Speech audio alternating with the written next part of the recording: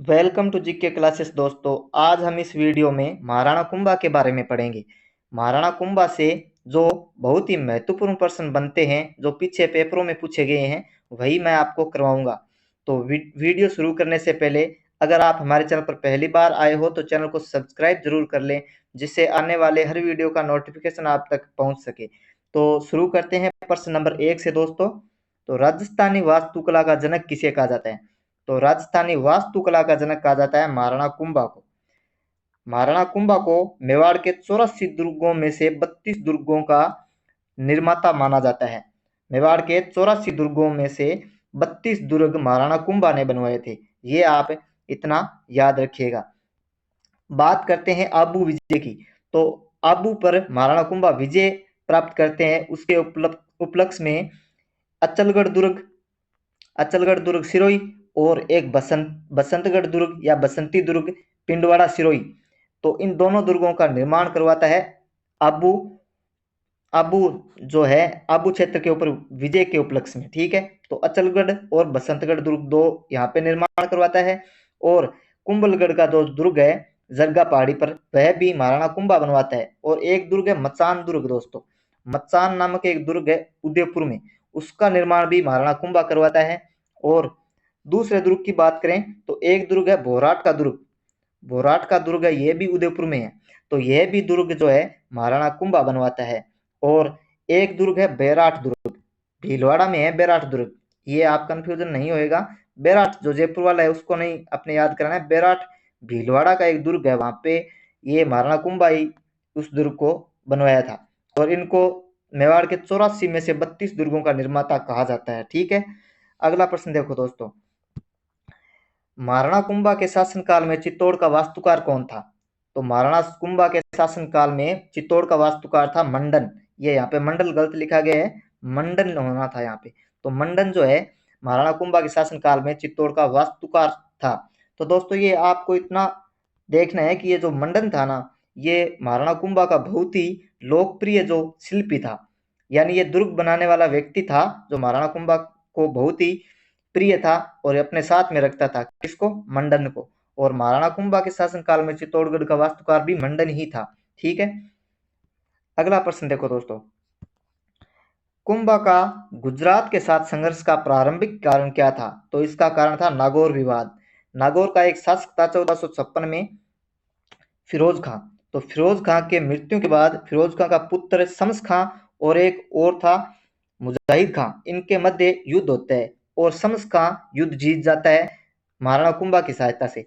और कुछ समय पश्चात वह महाराणा कुंभा के साथ संधि के अनुसार नहीं चलता है और वह तो इस कारण महाराणा कुंभा ने यहाँ पे नागौर पर आक्रमण कर देते हैं। और आक्रमण नागौर पर होने के बाद जो शम्स खान था ना, ये गुजरात से जाकर सहायता मांगता है।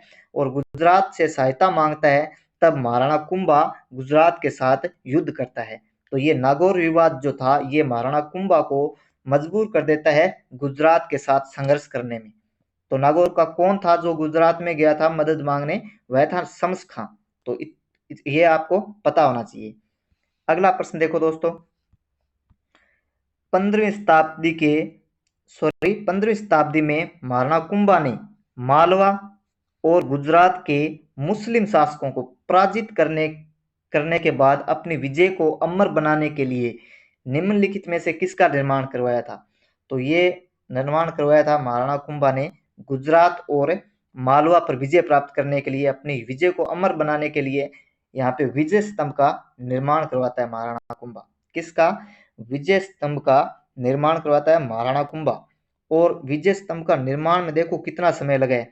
यहाँ पे 1440 में शुरू होता है और 1448 तक इसका निर्माण कार्य चलता है दोस्तों। कितने साल हो गए? 8 सालों तक विजय स्तंभ का निर्माण कार्य चलता है। और बात करें इसके जो निर्माणकर्ता कौन थे, तो निर्माणकर्ता थे यहाँ पे जेता, नामा, पोमा, पुंजा। ये 4 व्यक्ति थे। कौन कौन? जेता, एक तो जेता था और दूसरा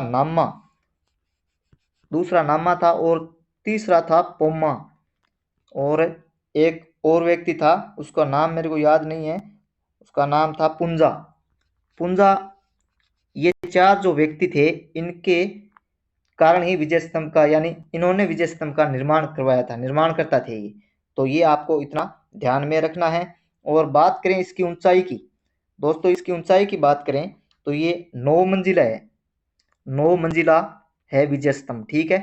9 मंजिला है और 122 फीट ऊंचा है, 122 फीट, फीट है ये, देख लेना, मीटर नहीं है, 122 फीट ऊंचा था, 9 मंजिला था, 122 फीट ऊंचा था। जेता, नामा, पोमा, पुंजा, चार व्यक्ति थे इसको बनाने वाले। 1440 से 1448 तक इसका निर्माण कार्य चला, ठीक है। इतना आपको ध्यान में रखना है। और कर्नल जेम्स टोड जो थे ना, कर्नल जेम्स टोड इसको देखकर हैरान रह गए थे और उन्होंने कहा था कि ये दिल्ली के कुतुब मीनार से भी बड़ा है। तो इतना ये जो कर्नल जेम्स टोड थे, उन्होंने ऐसा कहा था इसको देखकर। और भारतीय मूर्तिकला का विश्व कोश इसको कहा जाता है, भारतीय मूर्तिकला का विश्व कोश, ये बहुत ही इंपॉर्टेंट है दोस्तों, भाई कई पेपरों में पूछा गया है। वो भारतीय मूर्तिकला का विश्व कोश इसको कहा जाता है।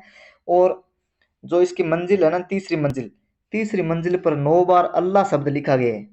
इसकी जो तीसरी मंजिल है, कुल कितनी मंजिलें हैं, 9 मंजिलें, और इसकी तीसरी मंजिल है ना, उस पर 9 बार अल्लाह लिखा गया है, 9 बार अल्लाह शब्द लिखा गया है। ये भी आपको ध्यान में रखना था, ध्यान में रखना है, ठीक है। अगला प्रश्न देखो दोस्तों, निम्नलिखित में से कौन सा ग्रंथ कुंभा द्वारा रचित नहीं है। तो इनमें से आपको बताना है कि कौन सा ऐसा ग्रंथ है जो कुंभा द्वारा निर्मित नहीं है।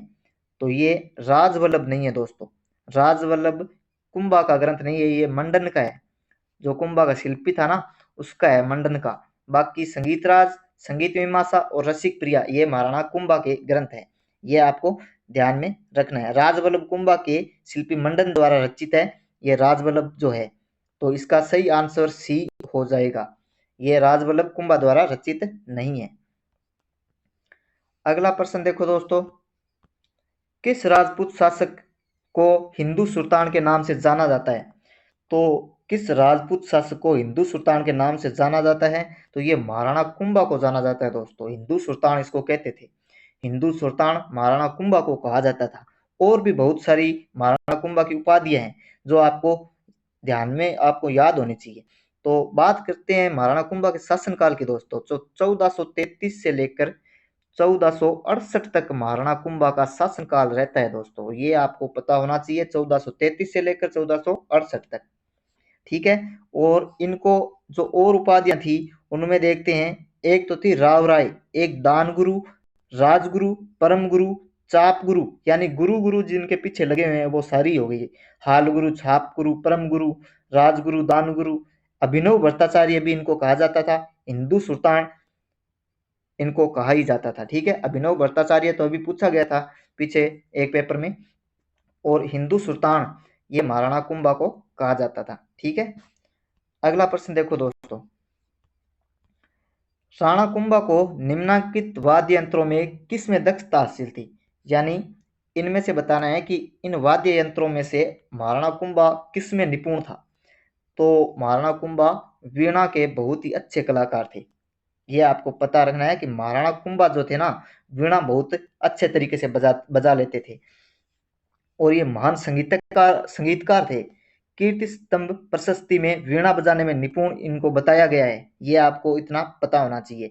और संगीत जो इनके गुरु थे, महाराणा कुंभा के संगीत में गुरु कौन थे। तो सारंग व्यास इनके संगीत में गुरु थे। कौन, सारंग व्यास, सारंग व्यास नामक एक व्यक्ति महाराणा कुंभा का संगीत गुरु था, ये आपको ध्यान में रखना है। इनकी पुत्री, महाराणा कुंभा की एक पुत्री थी रमाबाई, वह भी संगीत में बहुत ही अच्छी थी। और इनको उनको वागीश्वरी कहा जाता था, वागीश्वरी भी इनको कहा जाता था, ठीक है।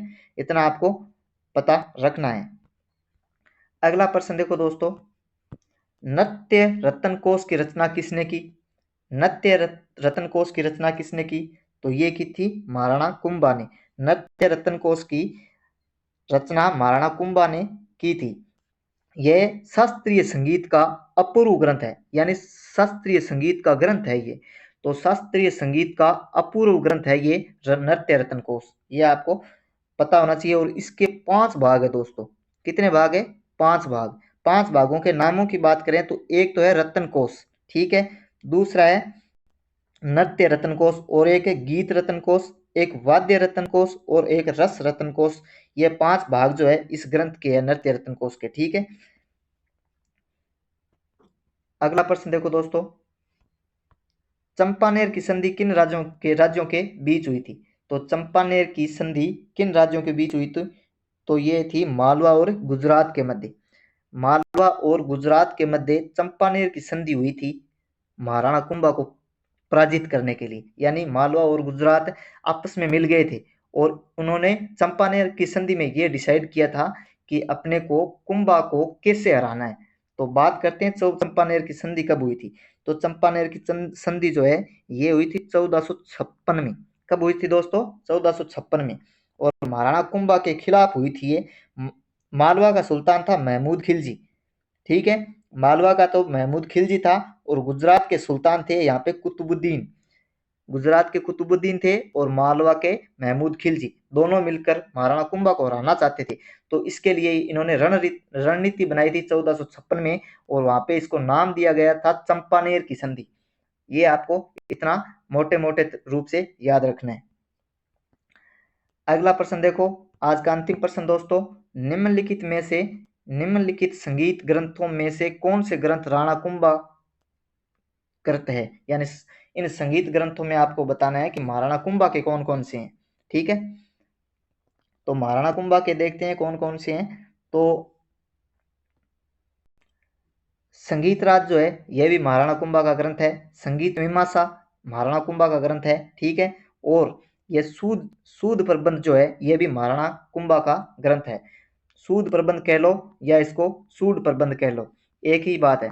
तो सूड प्रबंध, संगीत मीमांसा, संगीत राज, ये तीनों ग्रंथ जो है महाराणा कुंभा कृत है। और ये कलानिधि जो ग्रंथ है ये महाराणा कुंभा का ग्रंथ है, यहाँ पे नहीं है। ठीक है। तो धन्यवाद दोस्तों, आज के लिए इतना ही। वीडियो अगर अच्छा लगा है तो वीडियो को लाइक करें और वीडियो को शेयर भी जरूर करें।